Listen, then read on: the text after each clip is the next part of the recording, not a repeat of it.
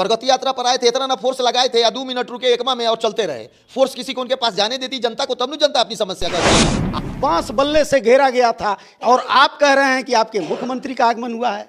आप कह रहे हैं कि 100 दाह गृह बनना चाहिए, एक चापाकल वहां पे नहीं है। जनता से नहीं मिले, कहाँ मिले थे जनता? पूरा घूम रहे अरे थे, जनता को तो सलाम कर रहे थे। आपने नहीं देखा, आप तो भाई मीडिया से हैं, आप ऐसी बात नहीं कहिए कि जनता में उसका गलत संदेश जाए। स्थानीय जो लोग हैं वो तो कह रहे हैं अरे कि भैया, पूरा हमारे चार जो छोटे बड़े नेता है कह रहे हैं कि बहुत अच्छा से मुख्यमंत्री जी आए, हम एनडीए में हैं। जिस तरह से बिहार विधानसभा अक्टूबर और नवंबर में चुनाव होगा, उसको लेकर के हर एक विधानसभा पे कैसे कार्यकर्ता हो, जो प्रत्याशी हो, सबकी दिलों की धड़कन बढ़ गई है। तो अब हम उस विधानसभा में पहुंचे हैं। चीज़ों में मायने में माझी विधानसभा जो है मायने रखता है और यहाँ पे लेफ्ट की कब्जा है। लेफ्ट सरकार की पार्टी की यहाँ पे जो चुनाव जीते हुए हैं वो अभी वर्तमान में विधायक हैं और हमारे पास माझी विधानसभा के 2 दिग्गज नेता जो हैं, लगातार 1990 से कहा जाए तो हर एक राजनीतिक पार्टियों से सफ़र होते हुए आज ये दोनों नेता जो हैं माझी विधानसभा में किस तरह से प्रशांत किशोर के पार्टी जन सुराज में एक्टिव आपको नज़र आएंगे। हम तमाम छोटे बड़े पहलुओं से इन लोगों पे बातें करेंगे और इनसे जानेंगे कि माझी विधानसभा इस बार क्या खास होगा और क्या खास रंग लाएगा। सबसे पहले स्वागत है आपका। आपका भी बहुत बहुत धन्यवाद और आपके माध्यम से देख रहे हैं आपके चैनल के सभी दर्शकों को भी बहुत बहुत धन्यवाद। स्वागत है। बहुत बहुत धन्यवाद आपका और आपके चैनल पर जो लोग भी लाइव हैं या देखते हैं उनको मैं अपने दिल की गहराइयों से धन्यवाद देता हूं और इस संदेश को चाहूँगा कि वो लोग जो हम लोग उनके बीच में जा रहे हैं कहने के लिए, उसको सुने और उस पर अमल करने की कोशिश करें। यही विनती है हमारी आपके चैनल के माध्यम से जनता जनार्दन से जो मालिक है। राजनीतिक परिदृश्य पूर्व को देखा जाए, आपकी राजनीतिक सफ़र को देखा जाए तो आपने क्या क्या माझी झेला है, उस पर हम आपसे जानना चाहते हैं। देखिए, माझी तो झेल ही रहा है, बिहार का एक पार्ट है माझी। जब पूरा बिहार झेल रहा है तो माझी को भी झेलना ही झेलना है। पिछले 3-4 दशक से बिहार की जो राजनीति हो रही है, 2 ध्रुवों में राजनीति हो रही है बिहार की। एक तो जातिवाद की राजनीति हो रही है और दूसरे ध्रुव में जाइए तो धर्मवाद की राजनीति हो रही है। और हम लोग जनसुराज के लोग बिहार के पिछड़ेपन का यही कारण मान रहे हैं कि जातिवाद और धर्मवाद में लोगों को इतना ना उलझा दिया गया है कि हमारे बिहार की जो भी विकास होना चाहिए। देखिए, हमारा बिहार एक ज़माना था जब हम लोग 3-4 नंबर पे आते थे भारत में और आज हम लोग 28वें नंबर पे हैं। बढ़ता भारत, पिछड़ता बिहार, ये हालत है बिहार की। यही कारण है कि जनसुराज के लोग सोच रहे हैं कि भाई बिहार को अगर हम लोग बदलाव लाते हैं प्रशांत किशोर के नेतृत्व में तो निश्चित रूप से एक दिन हमारा बिहार गुजरात, महाराष्ट्र, दिल्ली जैसे विकसित राज्यों की तरह हम भी होंगे। हम लोग भाई लगे हुए हैं, लोगों को जागरूक कर रहे हैं, गाँव में जाके बता रहे हैं लोगों को कि आखिर ये दंश हम लोग कब तक झेलेंगे। देखिए, यहाँ जो पलायन की हालत है, आपको अगर शिक्षा लेना है तो आपको पलायन का शिकार होना है। हमारे बच्चे पढ़ने के लिए बिहार से बाहर जा रहे हैं। अगर कोई बीमार हो गया तो वो भी पलायन का शिकार है, वो भी बिहार के बाहर जा रहा है। वही हालत है, रोजगार अगर है तो उसके लिए भी आपको बिहार के बाहर जाना होगा। हम लोग तो लगे हुए हैं बिहार के लोगों को जागरूक करने के लिए। बदलेगा बिहार तो निश्चित रूप से हमारा माझी भी बदलेगा। माझी भी बदलेगा। आपको क्या लगता है कि प्रशांत जी एलसीटी घाट से पूरा बिहार को साध रहे हैं और आप लोग सहयोग कर रहे हैं? एकदम। हमने कहा ना कि हम 90 से राजनीति में हैं, बहुत सा उतार चढ़ाव देखा। तो बिहार की धरती क्रांतिकारियों की भूमि रहते हुए और क्यों पिछड़ गया, इस पर आज तक किसी नेता ने हमारे बिहार के। माझी में भी तो कई क्रांतिकारी हाँ, तो लिए वही तो मंत्री बता रहे हुए, हैं। लेकिन आपकी माझी विधानसभा आप कैसे देखते हैं? माझी का भी वही हाल हुआ।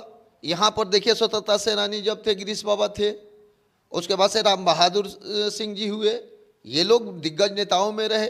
लेकिन माझी का जिस तरह से विकास करना चाहिए उस वक्त चलिए पैसा नहीं था, लेकिन आज के परिवेश में तो हर विधानसभा में सरकार इतना ना पैसा दे रही है कि वो उसको अगर विधायक एमपी चाहें तो उस क्षेत्र को अपने स्वर्ग नहीं तो कम से कम वो फुलवाड़ी तो जरूर बना सकते हैं। तो आपका माझी स्वर्ग और फुलवाड़ी कहीं नहीं है, कहीं नजर नहीं आता है। आप देखिए ना, अभी जिंदा मिसाल है हमारे सांसद महोदय, जब हमारे प्रधानमंत्री जी ने कहा था कि हर विधानसभा में सांसद जो हमारे एक गांव को गोद लें और उसको विकसित करें, तो हमारे माझी क्षेत्र में बरेजा को लिया गया। बरेजा गांव जो है बरेजा गांव लिया गया, जो गिरीश बाबा की जन्मभूमि है, जो वो स्वतंत्रता सेनानी थे। लेकिन जाके आप देखिए तो वो कौन कहा जाए कि गोद कौन कहा जाए कि वो अभी यानी जमीनों पर नजर नहीं आता है।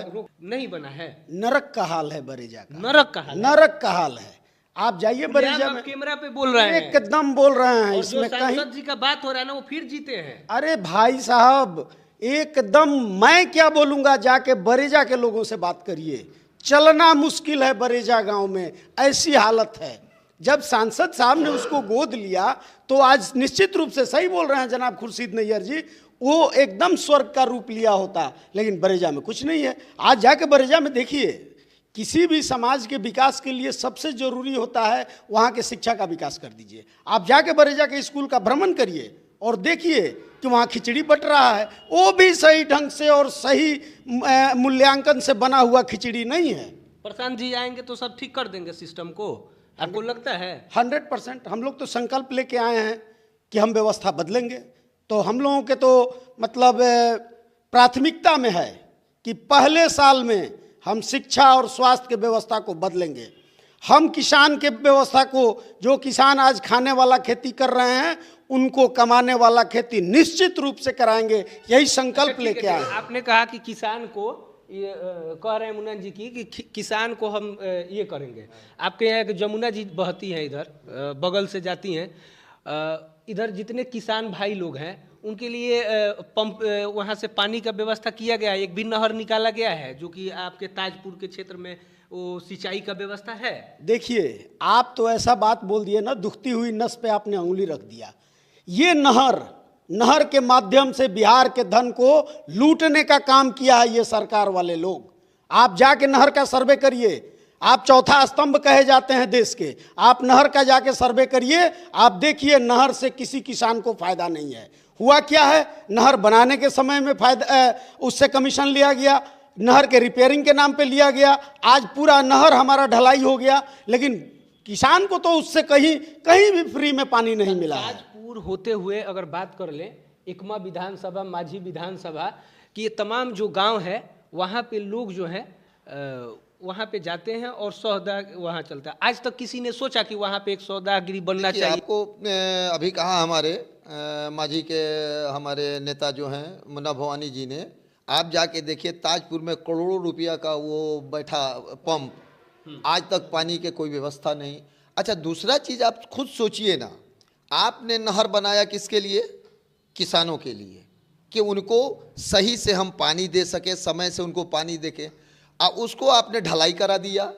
अब वो बेचारे जब ढलाई हो गई, कहीं आपका साइफन नहीं है, कहीं उसका लूप लाइन आपने नहीं बनाया, कहीं उसको कनेक्ट नहीं किया खेतों से, अब वो तो पंप लगा के 5 के इंजन लगा के वो नहर से पानी खींच रहा है। तब बताइए उसको क्या फ़ायदा मिल रहा है?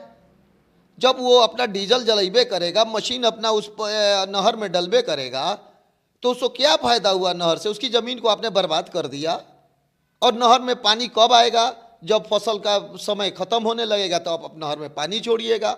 और उसकी व्यवस्था यही है कि आप पंप लगाइए और अपने खेत में पानी चलाइए, ना कहीं साइफन है, ना कहीं उसका कनेक्शन है खेतों से। किसको दोष देते हैं? स्थानीय विधायक जो हैं इन सब चीज़ों पे एक्टिव रहते हैं आपके नज़र में? कहाँ एक्टिव हैं लोग? अगर एक्टिव रहते तो ये दशा रहती क्या?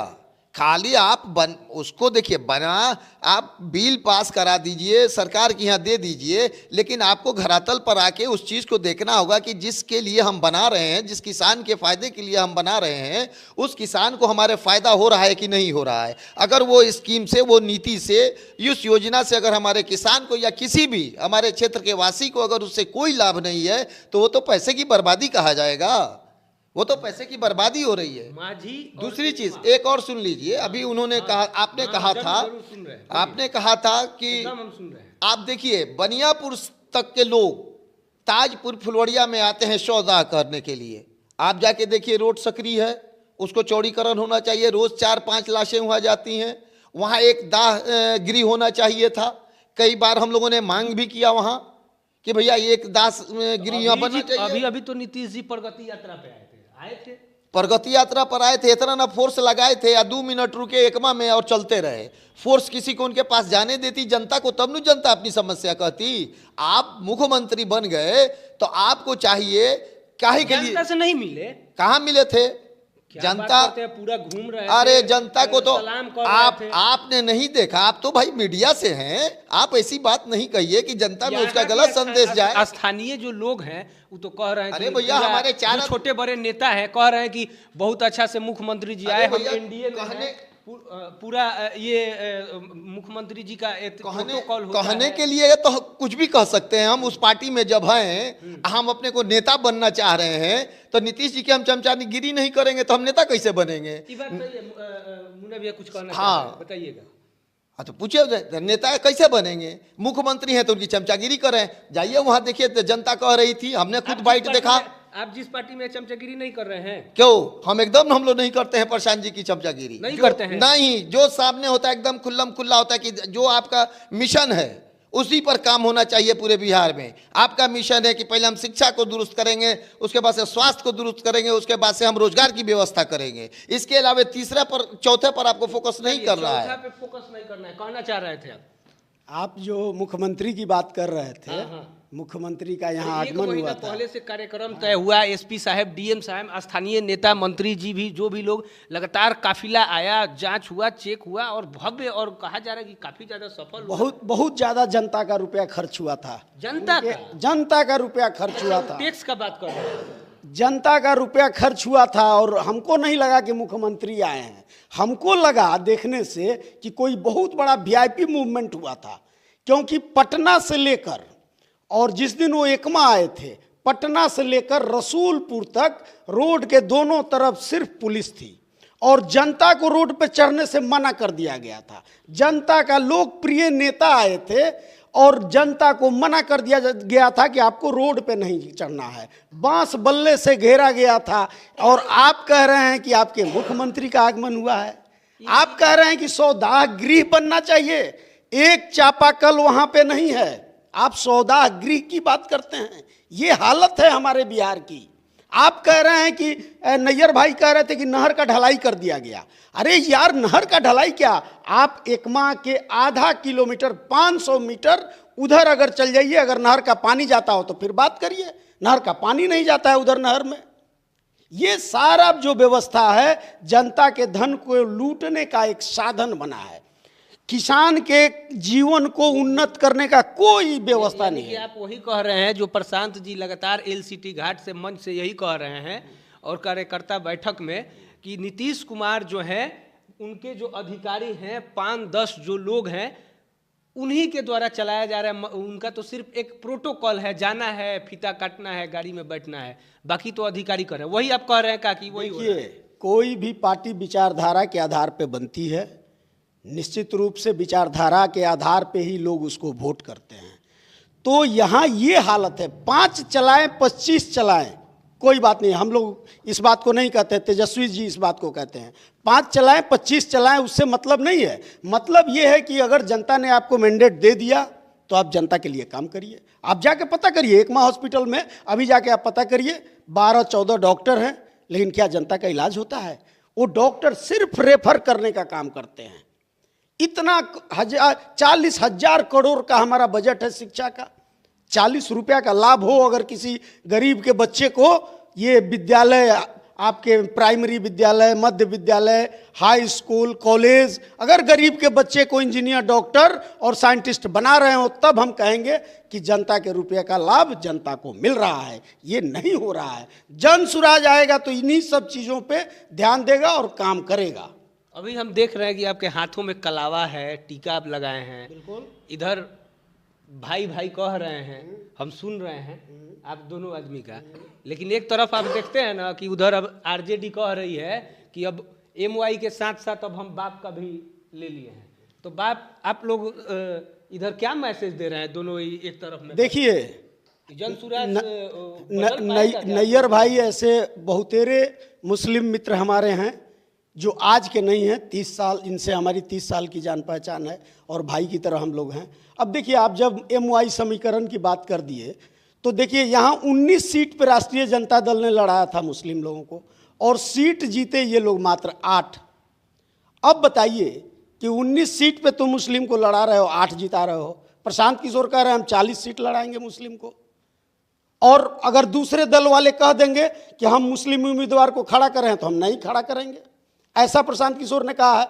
जनसुराज कह रहा है कि जिसकी जितने हिस्सेदारी उसकी उतनी भागीदारी, और उस पर अटल है। 70 सीट हम लोग अति पिछड़ा दलित को लड़ाएंगे, 40 सीट मुस्लिम को लड़ाएंगे, 40 सीट महिला को लड़ाएंगे, 14% यादव को लड़ाएंगे। ये संकल्प है जनसुराज का। और समता मूलक समाज का निर्माण तभी होगा जब शासन में सबकी भागीदारी रहेगी। तो जनसुराज शासन में सबकी भागीदारी कराएगी और जनता का विकास होगा।